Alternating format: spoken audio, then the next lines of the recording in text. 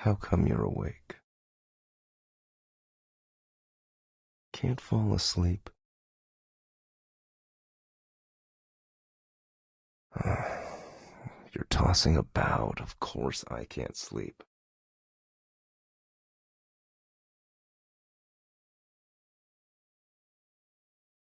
Your gown's unbuttoned. Like a little child.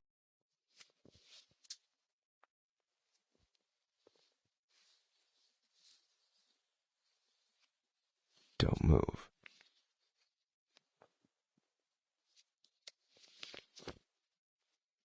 There. Now I can't sleep either. Well, are you gonna make it up to me? If you behave and go to sleep now, that's all I want. Don't toss around. Would you like to do something? You want me to tell you a story? I've never told one before. Never mind. Since we're both awake, I can give it a try.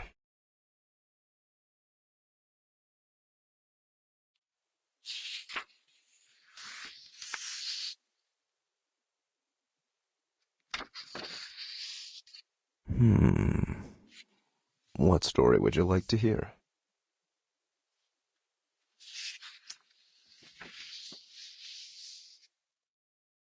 If anything will do,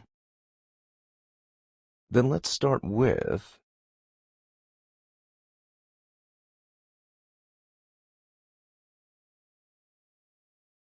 Sleeping Beauty.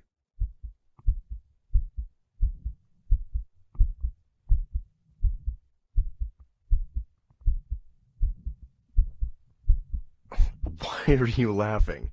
Stop laughing. Lean on me. I'll begin.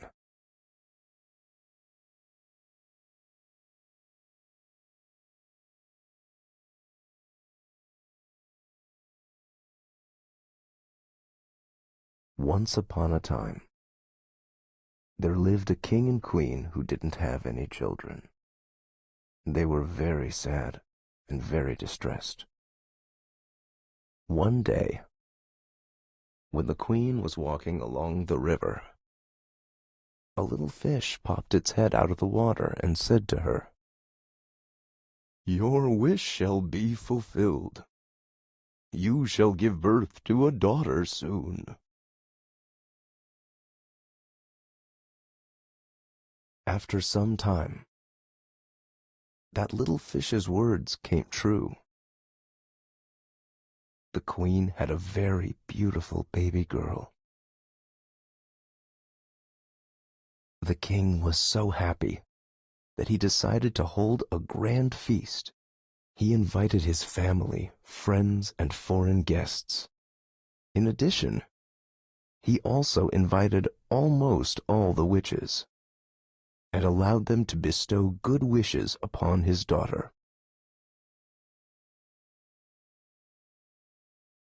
In this kingdom, there were 13 witches in total, but the king only had 12 golden plates, so he only invited 12 of the witches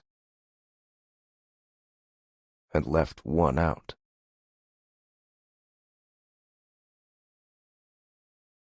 After the grand feast, all guests presented the little princess with their gifts. One witch gave her virtue, another beauty, a third riches, and so on. They gave her everything that anyone could wish for in the world. After the 11th witch blessed the princess, the 13th witch who had not been invited, arrived.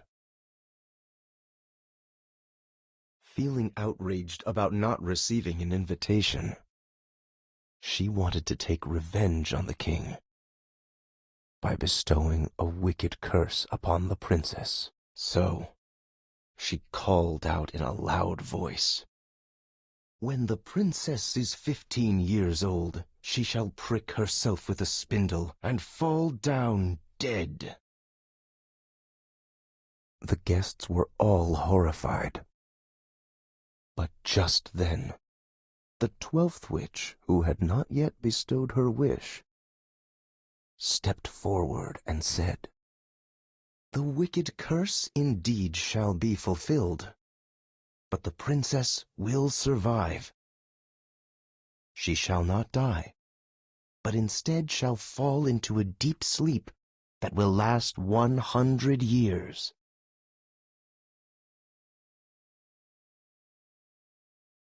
In order to prevent the princess from befalling that misfortune, the king commanded that all the spindles in the kingdom be collected and destroyed.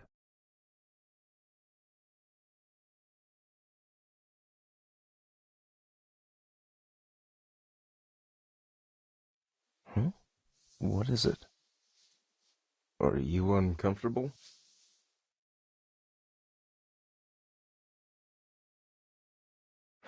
Okay, I surrender. Lie in my arms.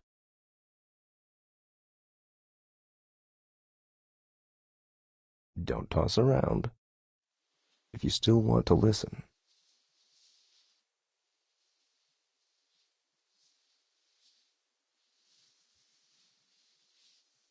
Over the years, all the blessings of the witches came true. She grew to be beautiful, gentle, and graceful. Everyone who saw her could not help but love her.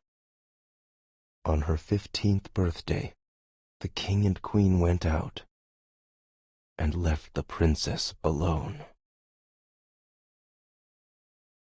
She wandered about the whole palace, and finally, she came to an old tower. In the tower, there was a narrow staircase. At the end of the staircase stood a door. A golden key was sticking out of the lock. When she turned the golden key, the door flew open. Inside the room sat an old woman who was busily spinning flax. The princess was very interested. Stepping forward, she took the spindle and tried to spin it. But the moment she touched the spindle, she fell upon the floor and lost consciousness. The wicked curse had been fulfilled. The princess lay in a deep sleep. What is it?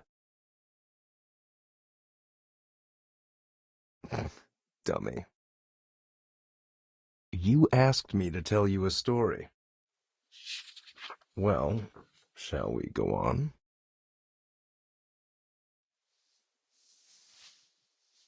Come here.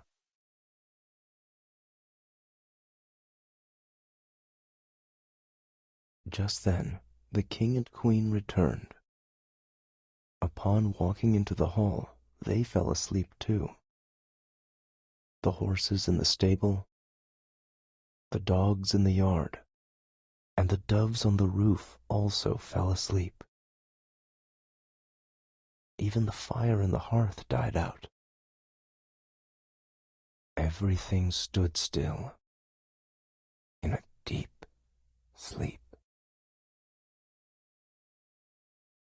Before long, a hedge of wild grass began to grow around the palace.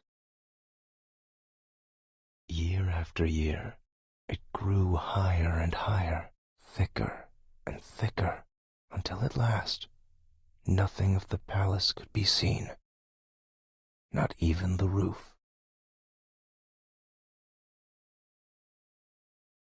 From then on, many princes came and tried to force their way through the hedge and into the palace. But they failed. They all ended up trapped in the thorns.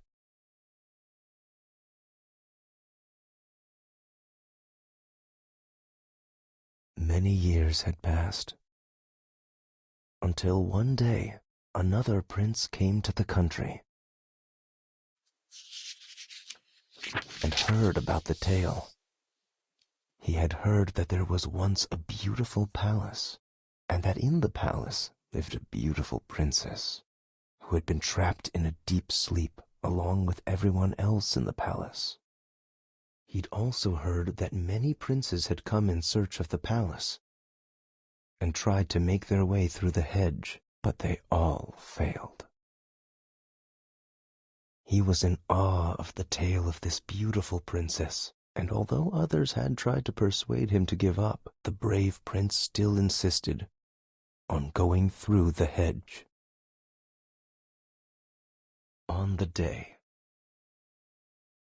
when the 100 years had just ended, the prince stood outside the palace and saw the hedge was covered with beautiful flowers.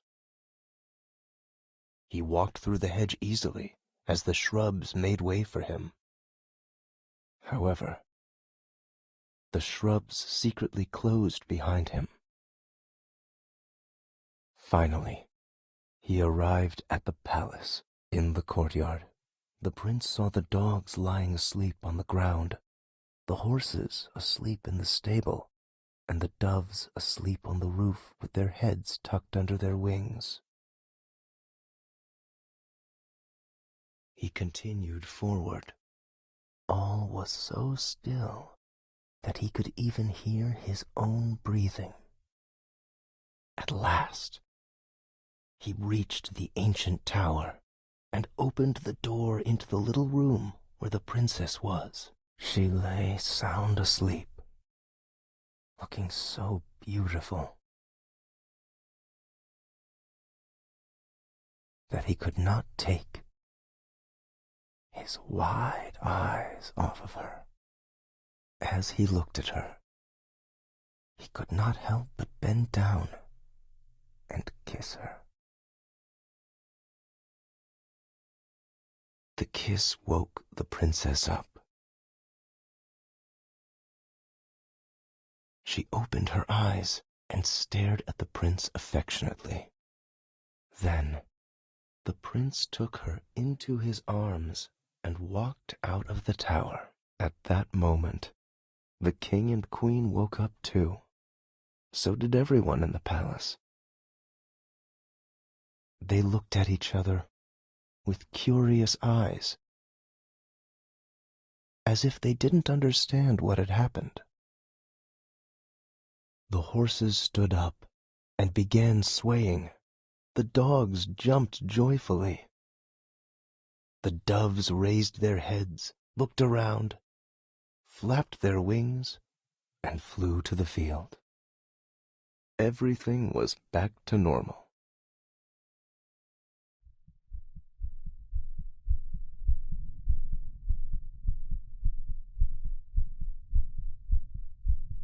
The prince and princess held a grand wedding ceremony,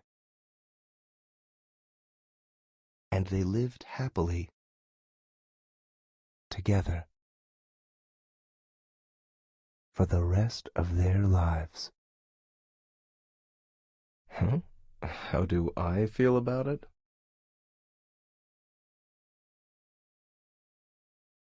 I just think 100 years is too long. If I were the prince, I would not make my beloved girl wait for 100 years. What would I do?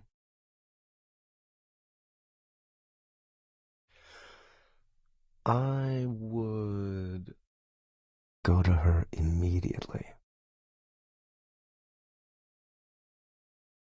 Who is she? I can't think of anybody else except some dummy.